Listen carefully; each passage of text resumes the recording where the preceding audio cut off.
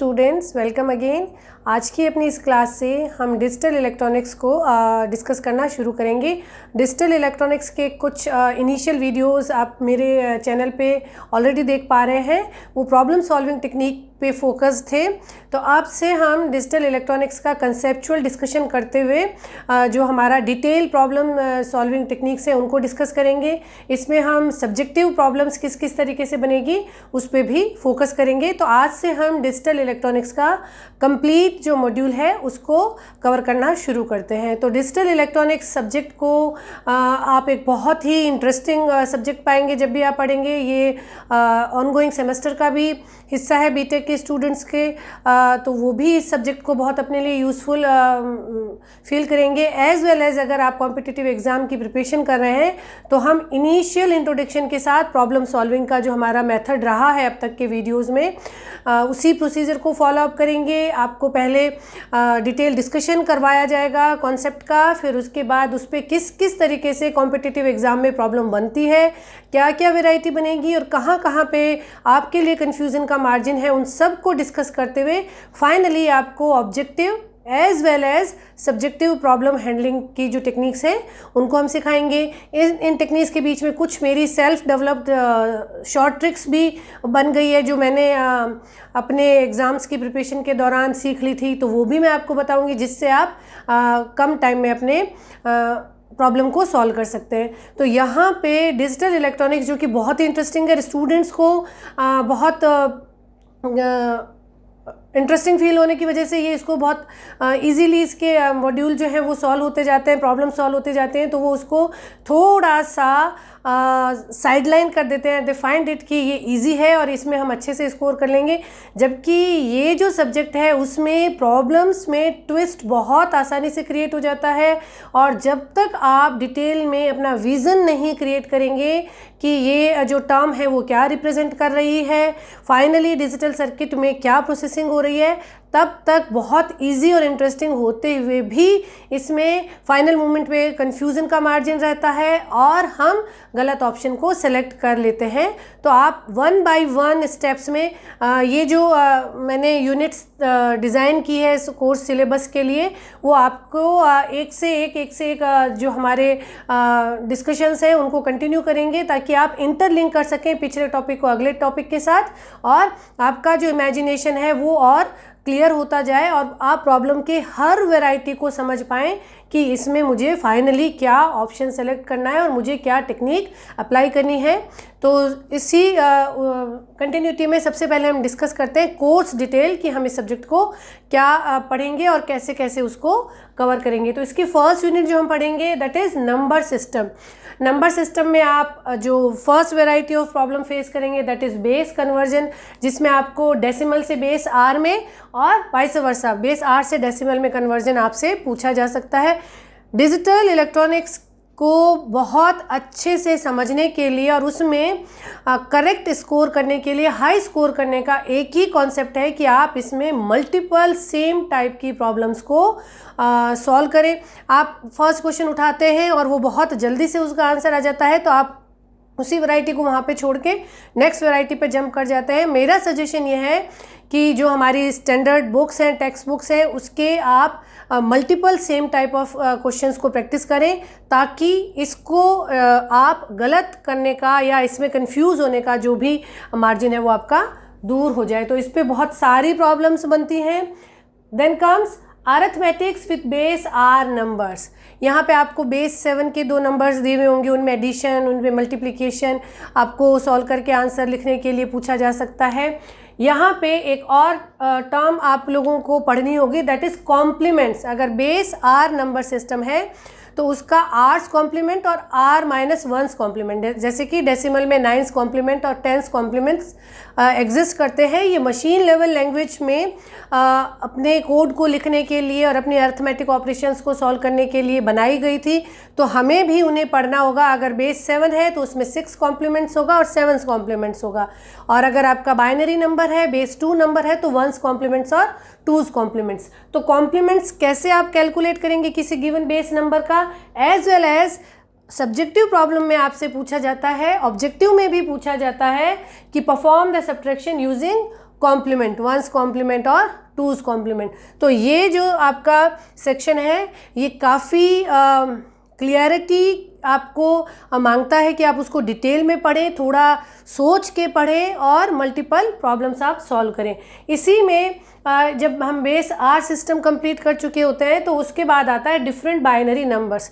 Generally binary number का मतलब base 2 number, जिसमें 0 और 1 आप राइट डाउन करते हैं किसी भी नंबर को लिखने के लिए। बहुत सारे ऐसे कोड भी हैं जो बेस 2 नहीं है फिर भी वो बाइनरी नंबर्स में लिखे जाते हैं, जैसे कि BCD कोड है, ऑक्टल कोड है, हेक्साडेसिमल कोड है, ग्रे कोड है, XS3 कोड है। ये सब कोड हमने क्यों डेवलप किए और इन कोड्स की क्या स्पेसिफिकेशंस हैं वो सब भी आपके कॉम्पिटिटिव एग्ज़ाम में बहुत फ्रिक्वेंटली पूछे जाते हैं। जिस तरह से हमने माइक्रो प्रोसेसर और मेजरमेंट के लिए बोला कि इसमें 1 लाइन स्टेटमेंट प्रॉब्लम्स बहुत बनती है, इसलिए ये एक एग्जामिनर का बहुत फेवरेट टॉपिक रहता है। इसी तरीके से डिजिटल में 1 लाइन स्टेटमेंट की problems as well as numericals बहुत बनते हैं, तो ये भी एग्जामिनर्स के पॉइंट ऑफ व्यू से बहुत उनका फेवरेट टॉपिक बन जाता है। और स्टूडेंट्स इसको थोड़ा जल्दी में पढ़ के इसे ख़त्म करते हैं, बिकॉज एक एक प्रॉब्लम के सॉल्यूशन मिलने लगते हैं तो वो फास्ट स्पीड के साथ इसे कवर करते हैं। जबकि इसमें आप अगर करेक्ट ऑप्शन सेलेक्ट करना चाहते हैं तो it needs wide range of problem solving techniques. ठीक है, तो ये बाइनरी नंबर्स, इसमें वेटेड कोड क्या है, रिफ्लेक्टेड कोड क्या है, सेल्फ कॉम्प्लीमेंट्री कोड्स क्या हैं, ये सब आपका एक हर स्टेटमेंट, हर डेफिनेशन एक प्रॉब्लम बनाती है ऑब्जेक्टिव क्वेश्चंस में। तो उसके बाद में ये कंप्लीट होने के बाद में हम आते हैं बुलियन अलजेब्रा पे। जब हम मशीन की बात कर रहे हैं तो जो हमारे मशीन्स हैं they can understand only on end of, 1 and 0, तो हम हमारे बाइनरी 2 बेस 2 नंबर सिस्टम पे ही कॉन्सेंट्रेट करेंगे। आपका एंट्री हो सकता है ऑक्टल हो या हेक्साडेसिमल हो, लेकिन मशीन उसे 2 वैल्यू वेरिएबल की तरह से ही ट्रीट करेगी। तो वो जो आपके वेरिएबल्स हैं वो आपके बुलियन वेरिएबल्स हो गए, और उन वेरिएबल्स की एक डिस्टिंक्ट आपकी अलजेब्रा रूल्स पैरेलल में चलते हैं जो आपकी सिंपल जो अलजेब्रा है उससे थोड़े से अलग है। तो बुलियन अलजेब्रा अपने आप में एक इम्पॉर्टेंट टॉपिक है, आपको उसके पोस्टुलेट्स और प्रॉपर्टीज समझनी होंगी।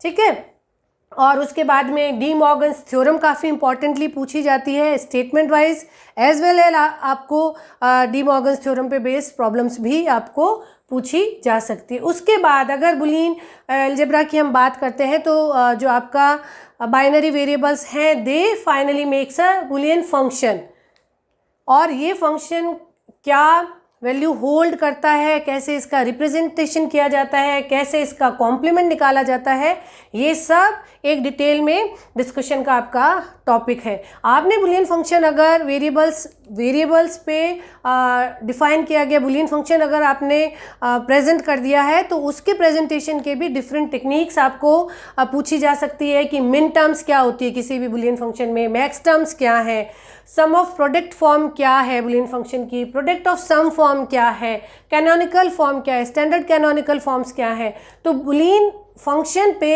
बहुत सारे प्रॉब्लम्स बनती हैं और इन पे भी आपको बहुत सारी जो प्रैक्टिस प्रॉब्लम्स सॉल्व करनी होगी। ठीक है, उसके बाद में आता है कि अगर आपने बुलियन फंक्शन को रिप्रेजेंट कर लिया है तो किसी भी बुलियन फंक्शन को स्टैंडर्ड फॉर्म में जब हम रिप्रेजेंट करते हैं तो सभी वेरिएबल्स को इंक्लूड करते हुए एक अपना बुलियन फंक्शन का प्रेजेंटेशन हम लिखते हैं। This is never applied in practical approach. Practical approach में आप उसे फर्दर मिनिमाइज करेंगे, सभी वेरिएबल्स के बजाय आप उसे मिनिमाइज करते करते करते you will try to calculate the lowest number of min terms, max term as well as variables. तो minimization techniques of boolean function is another important, very important topic, और इस पे आपके subjective problems बहुत बनते हैं। minimization of boolean function using Karnaugh map, ये आपका बहुत इम्पॉर्टेंट टॉपिक है। आपको एक्सप्रेशन दिया जाएगा, एक्सप्रेशन से पूछा जाएगा कि आप इसे इसका मिनिमाइज्ड फॉर्म क्या रहेगा। हो सकता है कि आपको पीओएस फॉर्म में देके पीओएस फॉर्म में ही पूछा जाए, हो सकता है कि आपको जो प्रॉब्लम है या जो एक्सप्रेशन है वो एसओपी फॉर्म में दिया गया है और कहा जाएगा कि इसकी मिनिमाइज्ड पीओएस फॉर्म लिखिए। तो there is a possibility of large variety over this technique.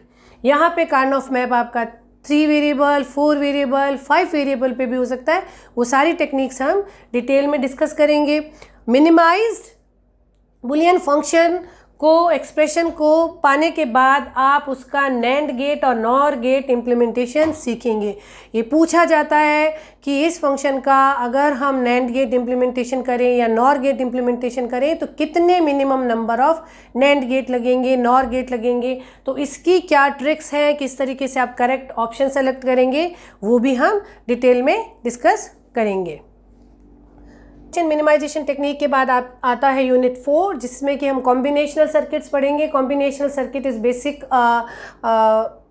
Combination of different gates. आप डिफरेंट बेसिक गेट सर्किट्स को लेते हैं और उनके कनेक्शन से आप अपना ऑब्जेक्ट जो है उसे अचीव कर सकते हैं। इसमें half adder, full adder, subtractor, code converter. आपको कहा जाएगा कि आप XS3 से BCD कोड कन्वर्टर लिखिए, तो आपको कोड कन्वर्टर डिज़ाइन करने हो सकते हैं, एनकोडर, डिकोडर, सिंपल और comparator, multiplexer and D multiplexer. तो डिफरेंट कॉम्बिनेशनल सर्किट्स का ट्रुथ टेबल बनाते हैं, फिर उसके हिसाब से आप सर्किट डिज़ाइन करते हैं, फंक्शन एक्सप्रेशन लिखते हैं, फंक्शन एक्सप्रेशन को मिनिमाइज करते हैं, then you finally design a minimized and optimized circuit that works for your purpose. जो भी आपने पर्पज़ लिया है, ऑब्जेक्ट लिया है, उसे आपको सॉल्व करके बताएगा।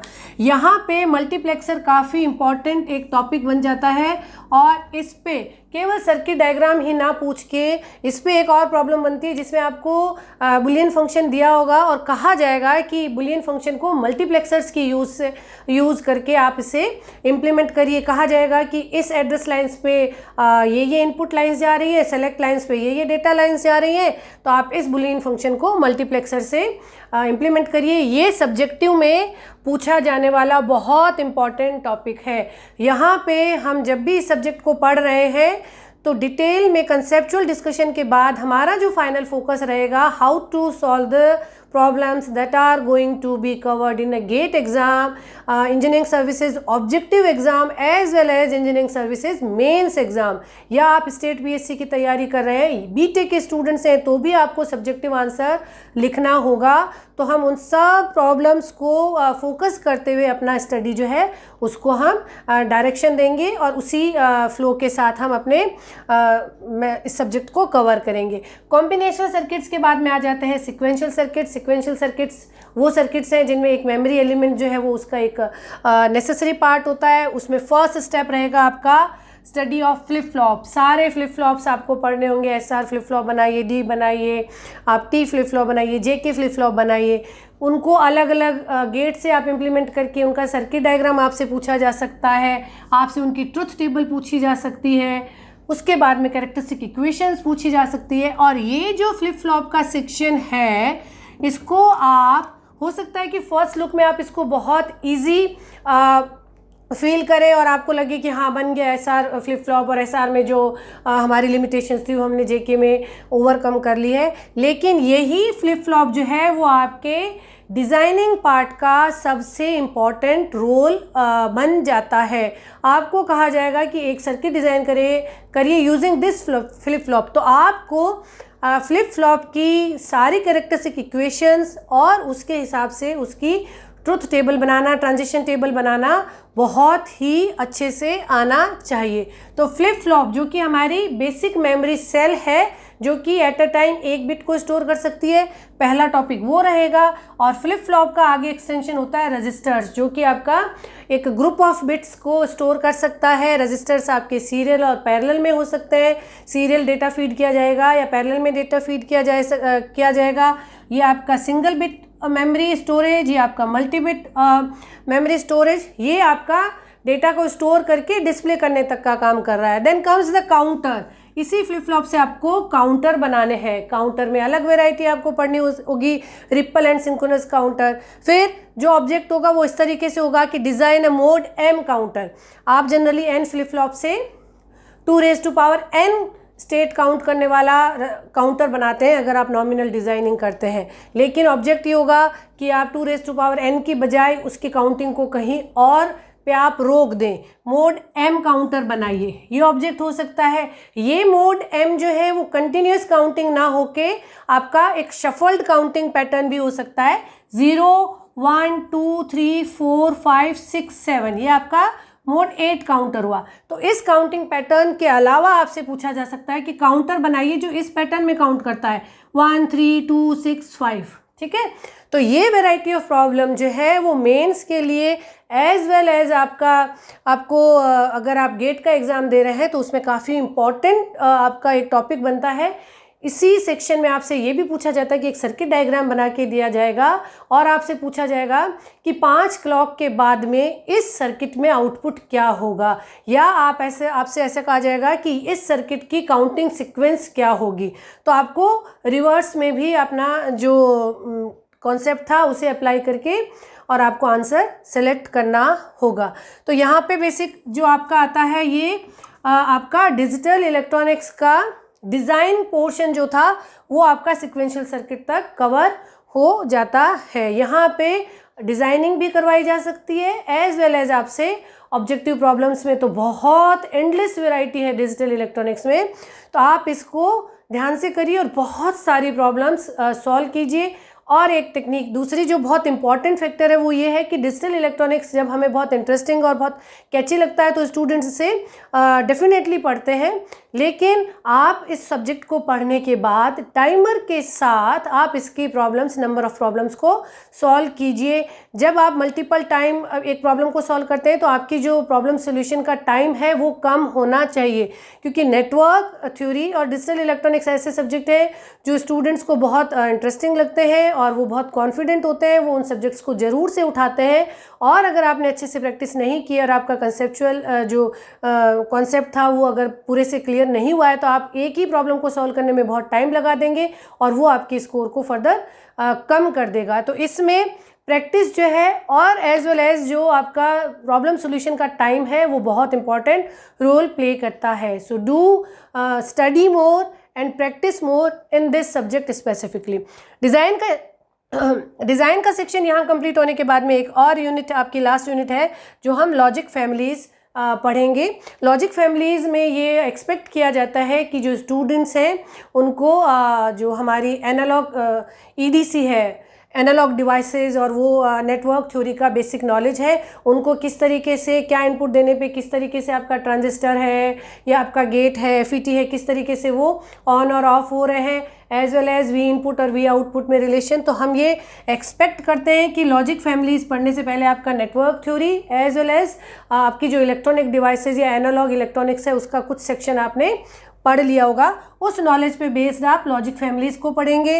लॉजिक फैमिलीज़ में जो प्रॉब्लम्स बनती हैं वो बेसिक कैरेक्टरिस्टिक्स पे बनती हैं कि क्या स्पीड है, क्या फ़ैन आउट रहेगा, क्या नॉइस मार्जिन है, क्या पावर डिसिपेशन रेंज है और कितनी पैकिंग डेंसिटी इस फैमिली के साथ एसोसिएटेड है। तो ये कैरेक्टरिस्टिक्स बहुत इंपॉर्टेंट प्रॉब्लम्स बनाती हैं। कंपैरेटिव स्टडी लॉजिक फैमिलीज़ की बहुत ही इम्पॉर्टेंट टॉपिक है जिस पे बहुत ऑब्जेक्टिव प्रॉब्लम्स बनते हैं।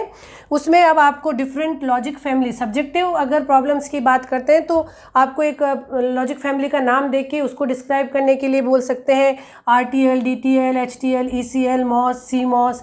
इनके सेलिएंट फीचर्स की किस लॉजिक फैमिली के साथ क्या स्पेसिफिक फीचर आता है, जैसे ECL ये आपकी फास्टेस्ट लॉजिकल फैमिली हो गई, HTL में आपका हाईएस्ट नॉइज मार्जिन हो गया, CMOS को अगर डिस्कस करते हैं इनकी हाईएस्ट डेंसिटी है लेकिन एज वेल एज इनका जो डिले है वो भी बहुत हाई है, क्योंकि इसमें आपका जो MOS गेट है उसका आपका चार्जिंग और जो डिस्चार्जिंग इफेक्ट है वो एक अपना सिग्निफिकेंट रोल प्ले करता है। तो इस तरह से हर लॉजिक फैमिली का बेसिक गेट क्या है और वो किस तरह से एग्जीक्यूट करती है आपके बेसिक पर्पज़ को, ये सब वैरायटी ऑफ प्रॉब्लम्स जो है वो हम डिटेल में डिस्कस करेंगे। तो डिजिटल इलेक्ट्रॉनिक्स को इस तरह से इन सब कंटेंट्स को कवर करते हुए हम पढ़ेंगे।